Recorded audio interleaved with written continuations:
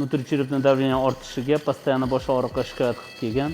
Bunaqa holatlarda kompyuter tomografiya qilinadi va kompyuter tomografiyani ichida ko'rganimizda peshona bo'shlig'ining ichida kista va hamma pozuxani dimlanishi, tabiiy teshiklarini tiklayapmiz, ya'ni tabiiy ishlashlarini tiklayapmiz va shu bilan birgalikda paydo bo'lgan kistani olib tashlash uchun peshona bo'shlig'iga harakat qilyapmiz. Har doim tutorial lesson deyiladi, ya'ni dars o'tish bilan ketiladi. Bir paytda o'zida ham operatsiya, ham master klass, ham seminarlar bilan ketadi. Daimir pazuxani ochib bo'ldik. Shu bilan birgalikda krujkaydan otrostdi va aggernaziya klitkalarini olib bo'ldik.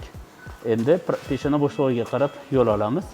Peshona bo'shlig'ida ishlashimiz uchun ikkita yo'li bor. Ili bemorni boshini antitrendirin bo'lib положениеga qo'yamiz. Ya'ni jog'ini yuqoriroqqa ko'tarib, mana shu holatda ishlaymiz. Shunda nulovka endoskop bilan ishlasak bo'ladi. Nutricherapni давление ortishiga, постоянно bosh og'riqqa shikoyat qilib kelgan. Bunaqa holatlarda kompyuter tomografiya qilinadi va kompyuter tomografiyani ichida ko'rganimizda peshona bo'shlig'ining ichida kista va hamma pozuxani dimlanishi, tabiiy teshiklarini tiklayapmiz, ya'ni tabiiy ishlashlarini tiklayapmiz va shu bilan birgalikda paydo bo'lgan kistani olib tashlash uchun peshona bo'shlig'iga harakat qilyapmiz. Har doim tutorial lesson deyiladi, ya'ni dars o'tish bilan ketiladi. Bir paytda o'zida ham operatsiya, ham master klass, ham seminarlar bilan ketadi.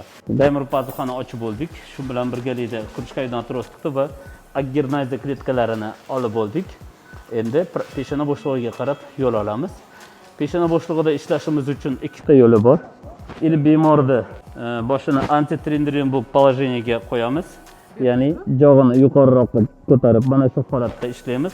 Shunda nulovka endoskop bilan ishlasak bo'ladi.